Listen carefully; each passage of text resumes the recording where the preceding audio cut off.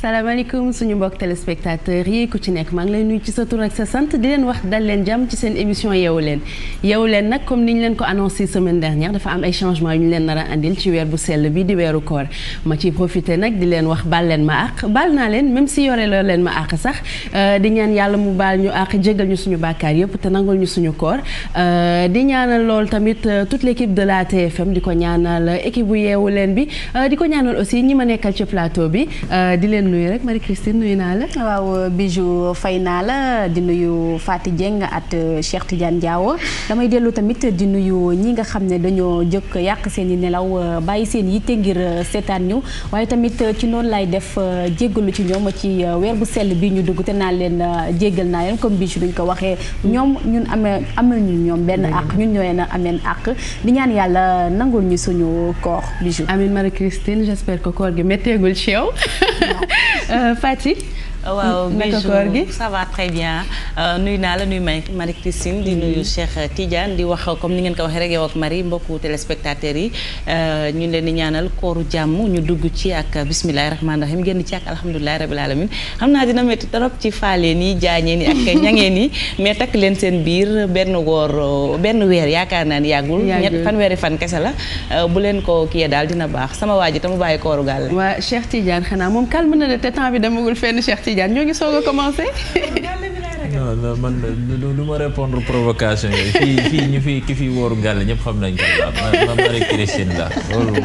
et puis man lay te di ngeen ci xam dara léegi sax xaar leen ba mu ñëw ak rubrique am bi rek. Badou jërëjëf Cheikh Tidiane di nuyuwaale Kebs aussi di ko jaajëfal rek ci repos bi ma nar a may d'ici 2 semaines bu ma demee ba sonn loolu donc yeewu leen en mode sellal la ñu wax ba tax na Mado dina leen andil fi nga xamante ni jigéen fa la mun a yam ci yokku taaram Coin Culture Musique nag tey ci ay jàngkat la ñu demoon ndax xam nga ni koor gi ku ko wax di nga ne daayira di nga ne jàng donc ñoom lañ demoon seeti Marie Christine nag moom mi ci wàllu togg bi tey supp naajo la leen andil xam naa ne loolu moom bu dee ñi ko mës a dégg am na ñu ko mës a dégg tamit bariwul ba tax na après dañ ciy ànd ak moom rek xool lan la ñu ci indil wér le nag Ngoné Ngom dafa demoon gëstu ci feebar boo xamante ni ñu ngi koy tuddee stress dëgg la sax ñu bëri dañuy foog ne tubaab yi rek lay dal mais stress am na fii ci suñu réew ba tax na moom dem na def ci ay gëstu pour andil ñu ko tout à l'heure tranche de vie nag Fati plutôt excusez-moi benn bachelier la demoon seeti mais quel bachelier toog leen nag ñun pour découvrir ko léegi nag yeewu leen dinañ leen ci andil aussi météo di ko perso c'est pas sérieux comme d'habitude information yi tamit dina ñëw ak li nga xamante ne mooy revue de la presse ak Mohamed Ndiaye yeneen information aussi dina ci am lu mel ni ki xibaaru olof yi une des journaux waaye balaa dara xew avant tout nous allons débuter avec les informations en français avec Cheikh Tidiane Diaw. Bijou Ndiaye, les informations en français donc que nous allons démarrer avec ce drame de Tessékéré près de Linguère. Une fillette âgée de 11 ans a été violée et tuée. Retour sur les circonstances du crime avec la maman de la victime. C'est un reportage signé Birama Saounera et Ibou Cissé. C'est sous cet arbre où la petite Koumbasso a été trouvée tuée par pendaison après avoir été violée. C'est à quelques 200 mètres de la case familiale à Tessékéré, à une 50aine de kilomètres de la ville de Linguère. La maman de la victime n'est pas prête à oublier l'état dans lequel le corps sans vie de sa fille a été découvert. Une fillette âgée seulement de 11 ans. On l'a retrouvée assise, les jambes écartées. Elle ne portait qu'une seule chaussure. Il y avait également du sable sur ses genoux. Une corde était nouée à son cou. Sûrement, elle essayait de se relever. Elle avait les yeux fermés. C'est ainsi qu'on a retrouvé ma fille morte. Dans la maisonnée, isolée du reste du village, un calme plat règne. Les larmes ont cessé de couler, mais la consternation, l'émoi et la tristesse se lisent sur le visage de chaque membre de la famille Sow. Le jour du drame, la victime suivait le troupeau. D'habitude, ma fille revenait aux environs de 12 heures avec le troupeau. Mais ce jour-là, seul le troupeau est rentré à la maison. J'ai demandé à sa petite sœur de veiller sur le bétail en attendant son retour. Je croyais que Koumba était fatiguée ou juste malade. Mais à ma grande surprise, on l'a retrouvée morte. Elle a été violée puis tué. Le rapport entre Kumba et sa famille était au beau fixe. La victime était aimée de tous, comme en témoigne sa maman. Il y avait une grande complicité entre ma fille et moi. Parmi tous mes enfants, Kumba était la plus proche de moi. Elle était intelligente, en plus elle m'aidait beaucoup. Dans ces vastes villages de Tessékéré, où l'ensemble des populations sont des éleveurs, un crime similaire n'est jamais produit. Tout de même, les habitants de la localité craignent pour leur sécurité. Les parents de cette victime soupçonnent déjà un individu qui a quitté le village depuis la disparition de la fille. Le jour du viol, sa petite sœur était partie cueillir quelques feuilles de plantes. Elle m'a dit qu'elle a rencontré sur son chemin un homme étrange qui observait attentivement Kumba. L'individu en question est par la suite reparti vers l'endroit où exactement ma fille a été violée. Donc je suppose que cet homme est impliqué dans cette affaire. Les parents de la victime sont originaires de Mbelogne-Toufam, dans l'arrondissement d'Embane, dans le département de Dagana. Ils réclament justice.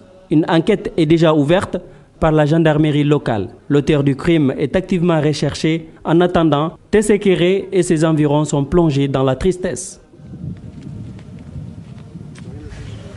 Merci à vous, Birama Saoulnera et Ibou Sissé. Nous parlons de toute autre chose. Madame Bassok, favorable à un audit du plan Takal.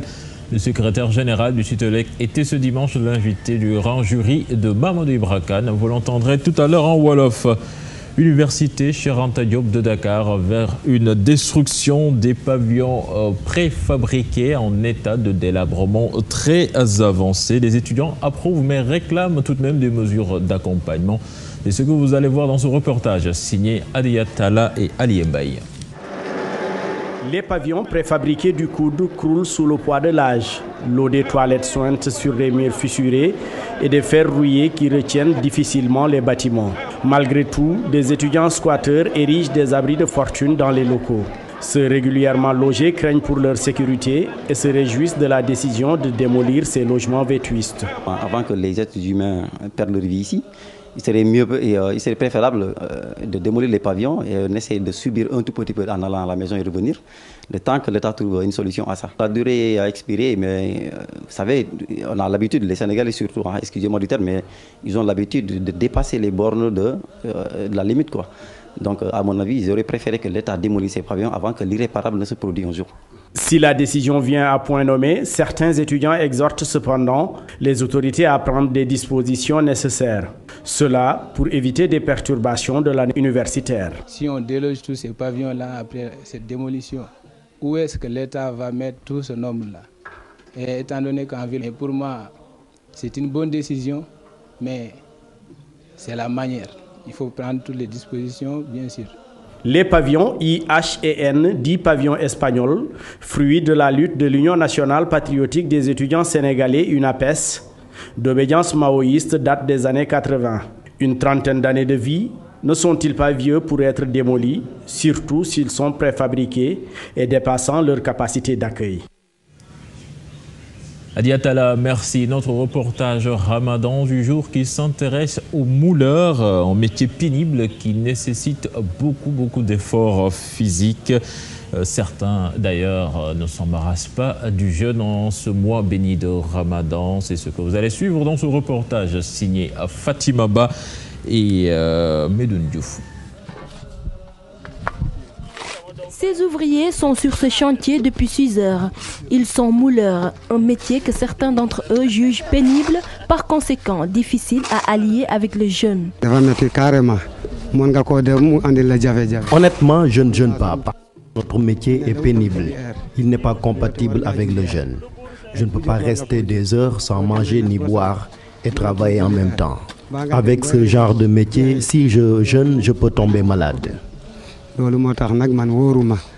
Daouda travaille ici depuis 2009. Le ramadan ne l'importune pas dans son travail.